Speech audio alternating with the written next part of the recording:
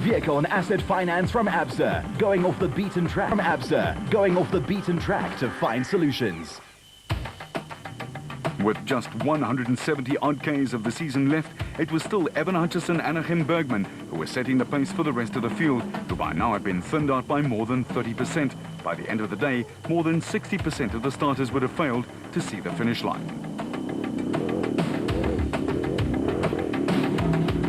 And there were many teams who had to do a little bit of trekking to get to a point where they could be rescued. Matthews and Smith were storming along. The Harpers put in a big surge and were up into third fairly quickly, but needed to close the gap to Hutchison even more.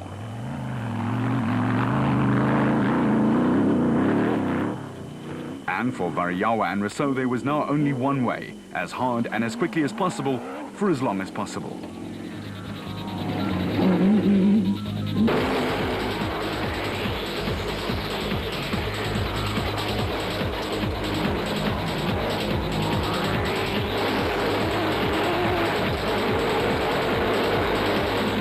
And Tersteger were also hard at work and needed to back up their championship chasing stablemate Hutchison.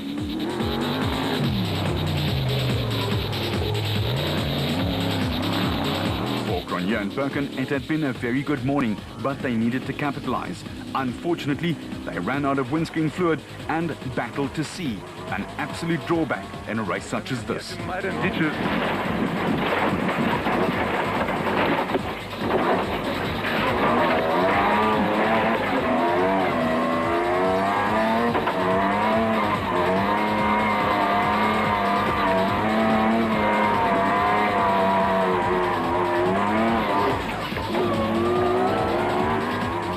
Mud was treacherous at the best of times. Woolridge and Schulthammer were smelling victory and had begun closing the gap on the Toyota pair. But they also still needed to save the car for the home stretch. For Krobler and Jordan, it was all-out racing. 100 meter, hou recht van die boom en dan dadelijk T-right. Recht van die boom en dan T-right daar.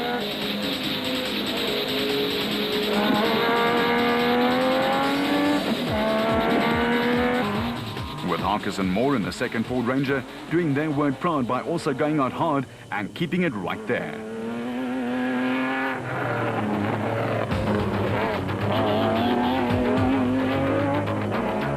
The Atlas Copco team were having a good race as Berthold and Minute were still firmly ensconced in the top 5.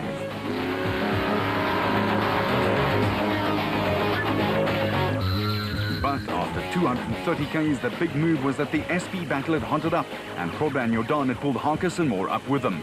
The production vehicle race was going to be a struggle to the death. Hutchison and Bergman were now letting it all hang out as the Harpers had got back into third place and they knew the pressure was on. With Matthews and Smith picking what looked like the deepest line through this flay, and it was a big gamble. Luckily, they kept the engine dry.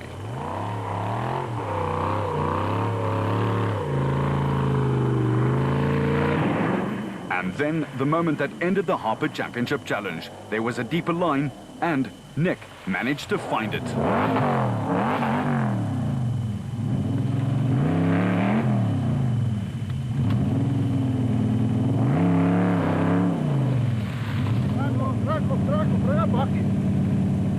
Meanwhile, Cronje's Toyota was still in with a shot and was going solidly, but he was in twice before the season when leading and within sight of the finish line and couldn't quite pull it off. And to make matters worse for the Toyota pair, Woolridge and Schulthammer was closing the gap and closing it quickly.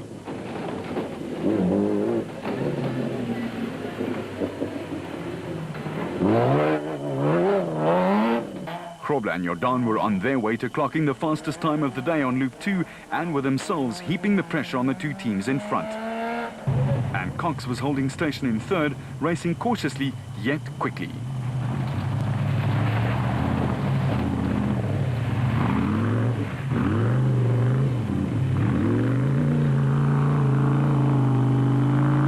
Harkes and Moore's Ford Ranger was sounding fine engine-wise, but the body had obviously taken a beating. Listen up.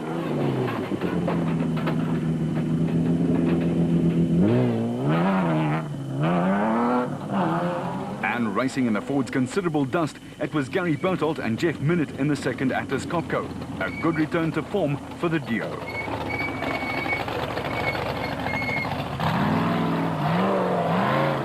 The Zermattens were hampered by several problems and were eventually forced to call it a day, with the Nissan of Tollefson and Van Zyl still very much in a roadworthy state.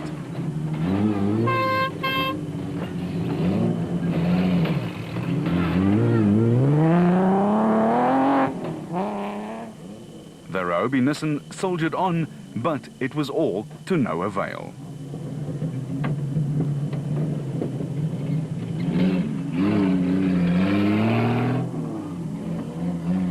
The Regent Racing duo of Whitehouse and Carlson had inched their way up the order and were just sneaking into the top 10. A wonderful drive all the way up from 15th. Back at the gala, which should have been better suited to Rick Neetling and his teammates, Marsh and Groenewald came through next, followed by Sulwalt and Kaywood.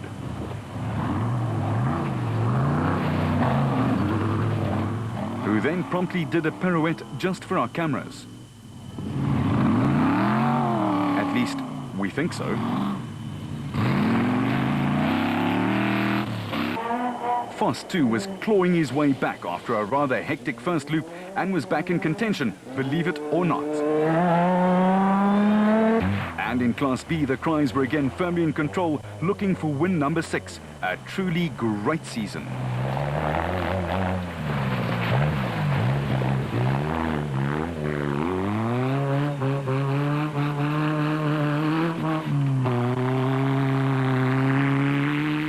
Gillingham and Van Vieren were still motoring along nicely and shooting for a place in the top 10 in the specials.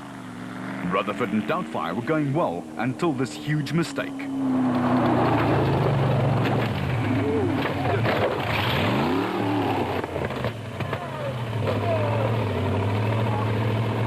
It left the two racers nursing a broken arm and sore egos, seeing that it was caught on camera.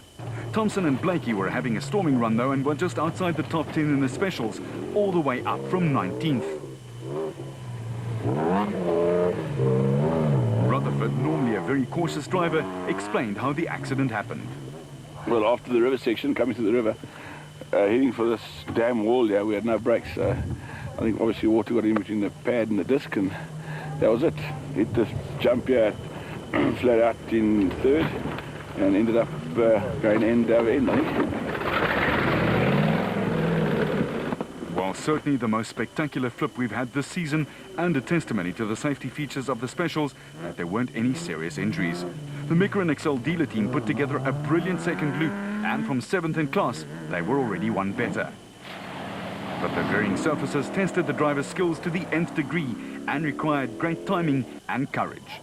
Up front in the production car class, the Ford Racing Ranger with Woolridge and Scholtham had taken the lead after Cronje and Birkin had run into trouble, and Kobus van Tonde and Rian Guapa were also making Ford very proud. And for the Class S race title, the Kapanang Hotel Super Team had things all their own way. They were 15 minutes ahead of the competition. Beside Norton Locke and the Atlas panel beaters Toyota had moved up 5 places in the production car class and were second in Class D, a fine ride right up the order.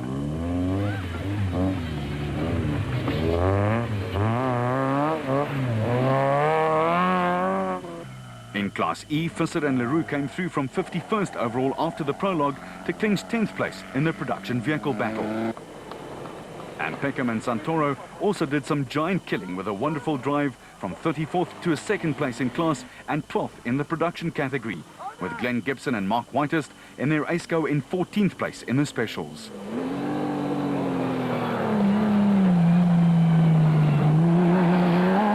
Ferguson and West in the 4th Ford Ranger were good enough to get to the finish line in 7 hours and 3 minutes. That gave them 8th in the SP class, with Rundle and Roberts powering the Baden Tyre Nissan to 4th in Class E.